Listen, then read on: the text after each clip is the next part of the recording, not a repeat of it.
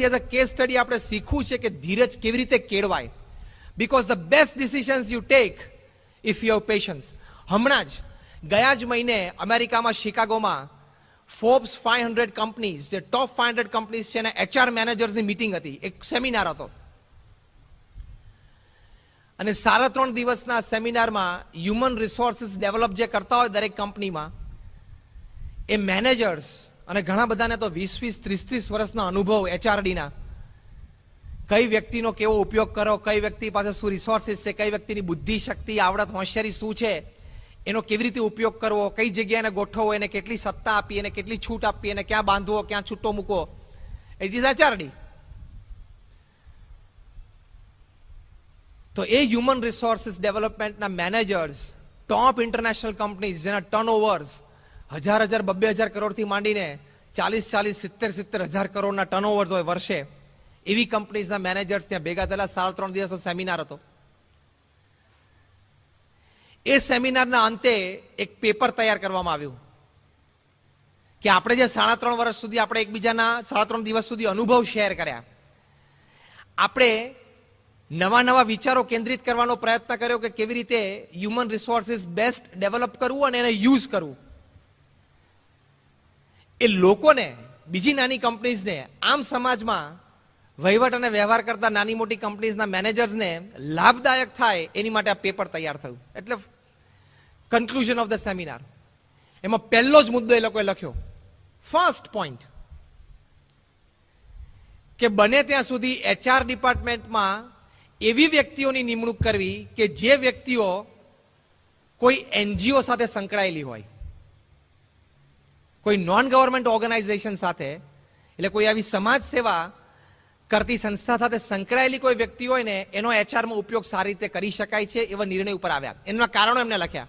એમાં પણ પહેલું કારણ એ લોકોએ લખ્યું આ મુદ્દા નીચે, કે આવી નોન ગવર્મેન્ટ ઓર્ગેનાઇઝેશન, NGO સાથે જે વ્યક્તિઓ કામ કરે છે, કારણ કે NGOમાં કામ કરવાનું થાય ત્યારે તમારે થોડુંક સ્ટેટસનું ભાન ભૂલી જવું પડે, તમારા હોદ્દાનું થોડુંક ભાન ભૂલી જવું પડે, મારી પાસે વધારે આવડત ને હોશિયારી છે, હું બુદ્ધિશાળી છું, એવું થોડુંક બાજુ પર મૂકવું પડે. કારણ કે NGOમાં કામ કરનારા લગભગ બધા સાથે આવ્યા હોય એટલે સમર્પણની ભાવનાની દ્રષ્ટિએ બધા સમકક્ષ થઈ ગયા. સમર્પણની ભાવનાની દ્રષ્ટિએ બધા સમકક્ષ થઈ ગયા. એટલે ચર્ચામાં આપલે પણ થાય. ઓછી ભણેલી વ્યક્તિ પણ તમારી સાથે ચર્ચામાં બેઠી હોય, હજી નવી આવેલી વ્યક્તિ પણ ચર્ચામાં બેસીને આર્ગ્યુમેન્ટ કરવા માંડે, કારણ કે આ તો NGO છે, બધા સમર્પણની ભાવનાથી આવ્યા છે, ત્યાં તો બધા હોદ્દા પ્રમાણે જ બેઠા હોય અને એક કક્ષાના લોકો એ જ ચર્ચા કરીને નિર્ણય લેતા હોય. NGOમાં તો એવું હોય નહીં. આવું વર્ણન કરીને એમને લખ્યું કે NGOમાં કામ કરતી વ્યક્તિના જીવનમાં ઇમોશનલ ઇન્ટેલિજન્સ લેવલ બહુ ઊંચું હોય છે. ઇમોશનલ કોશન્ટ, જેને આપણે EQ કહીએ છીએ, એ ઇમોશનલ ઇન્ટેલિજન્સ ઊંચું હોય છે. એટલે NGOમાં કામ કરતી વ્યક્તિ જો પ્રોફેશનલ મેનેજમેન્ટમાં, HRમાં કામ કરવા માંડે તો એના ફળ વધારે સારા પ્રાપ્ત થાય છે. પછી લખ્યું કેમ, એ ઇમોશનલ ઇન્ટેલિજન્સમાં કયા સદગુણો, તો પહેલો સદગુણ મૂક્યો પેશન્સ. NGOમાં કામ કરતી વ્યક્તિમાં ધીરજ હોવી ખૂબ જરૂરી છે.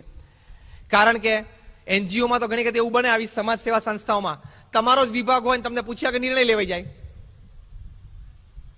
આપણો જ વિભાગ ચાલતો હોય, આપણા વિભાગમાં આપણને પૂછ્યા કરી નિર્ણય લઈ લે વડીલો, તો રાજી રહેવું પડે. આપણને ઘણી વખત કોન્ફિડન્સમાં ન પણ લે, વાત પણ ન જણાવે અને નિર્ણય લેવાઈ જાય તો રાજી રહેવું પડે.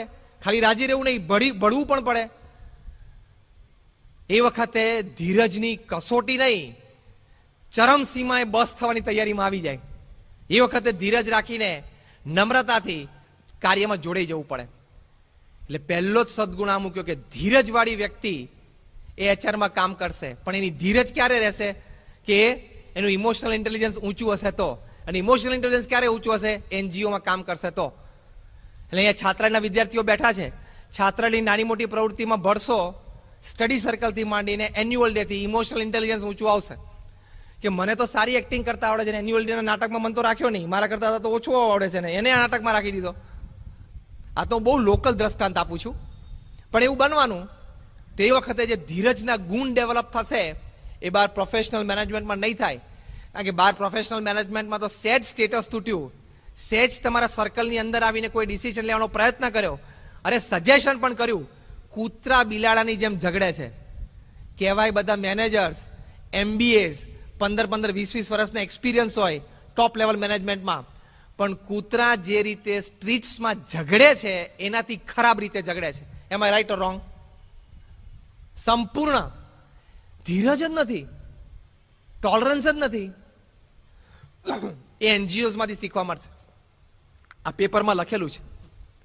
જોગાનું છે કે આજે જ બપોરે અમે અમદાવાદથી આવતા હતા, ત્યારે રસ્તામાં મુંબઈથી એક યુવકનો ફોન આવ્યો. એક આપણો યુવક છે ધર્મેશ, પાયલોટ થયો છે, એરોલીમાં છે, સંતોને ઓળખતા હશે. એને કીધું કે સ્વામી આખી સેમિનારનો રિપોર્ટ નેટ ઉપર આવ્યો છે અને એમાં આ વાત લખી છે. મેં કહ્યું it is the best thing for today's topic. એ આ વાત મેં કરી. તો જો આવી રીતે પ્રોફેશનલ મેનેજમેન્ટમાં તમે ભવિષ્યમાં જશો તોય તમારે ધીરજની ખૂબ જરૂર પડશે. અને એ ધૈર્ય જો અંદરમાં ધારેલું હશે તો ઘણું મોટું કામ થશે. બહાર તો લોકો શું કહે છે? When you are angry count 100. એ ધીરજ માટેની જ વાત છે કે તમે ગુસ્સો આવે ને મોઢું નહીં ખોલવાનું, નહીં તો બાજી હારી જશો. હોઠ બંધ રાખવાના અને અંદર 100 કાઉન્ટ કરવાનું. 1 2 3 4 5 6 7 8 9 10 11 12. તો આપણને યોગી મહારાજ એવું શીખવાડ્યું કે ગુસ્સો આવે તો મોઢું નહીં ખોલવાનું, 100 વાર સ્વામિનારાયણ બોલવાનું. પેલા 100 માં પારો ઊંચો થાય, આમાં તો 0 માં જતો રહે. That is patience.